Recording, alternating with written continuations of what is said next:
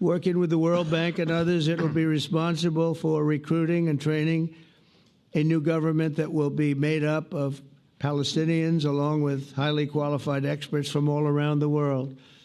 Hamas and other terrorist factions will play no role in the board, but they'll play no role in the governance of Gaza at all, directly or indirectly. As you know, thousands of Hamas leaders have been killed and soldiers have been killed.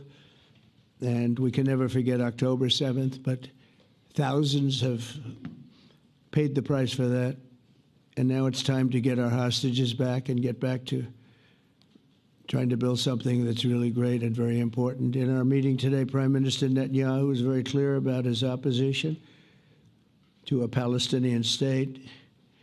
And he continuously mentions October 7th, and I understand that. Most people do. And I understand and respect his position on many things, but what he's doing today is so good for Israel. And I noticed that they have large crowds gathering in Israel all the time, and they have my name up. They like me for whatever reason, Bibi, I don't know, but they do like me. But they say two things: please get the hostages back and please end the war. They've had it. It's had it. So I think it's a very popular thing you do, because he's a warrior. He doesn't know about getting back to a normal way of life, but he is a warrior, and Israel's lucky to have him.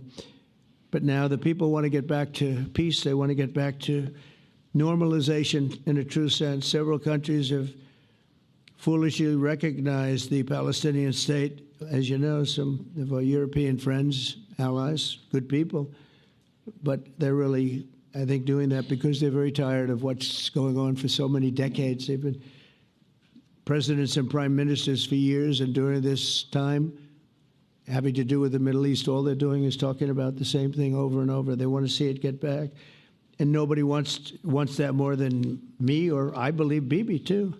But the people of Israel want it. They really want it. They want the hostages back. That includes the probably 32 bodies that we're talking about, 20 people that are living, 32 or so people that are dead, and they want to have peace. So let us not forget how we got here. Hamas was elected by the Palestinian people. Israel withdrew from Gaza thinking they would live in peace. Remember that a long time ago? They withdrew. They said, you take it. This is our contribution to peace. But that didn't work out. That didn't work out. It was the opposite of peace. They pulled away. They let them have it. And I never forgot that, because I said, that doesn't sound like a good deal to me. As a real estate person, I mean, they gave up the ocean, right? Ron, they gave up the ocean. They said, who would do this deal? And it still didn't work out. They were very generous, actually.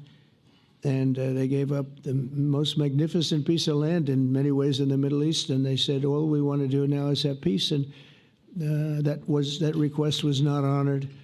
Instead of building a better life for the Palestinians, Hamas diverted resources to build over 400 miles of tunnels and terror infrastructure, rocket production facilities, and hid their military command posts and launch sites in hospitals, schools, and mosques. So if you went after them, you'd be after them, and you wouldn't even realize you ended up knocking out a hospital or school or a mosque.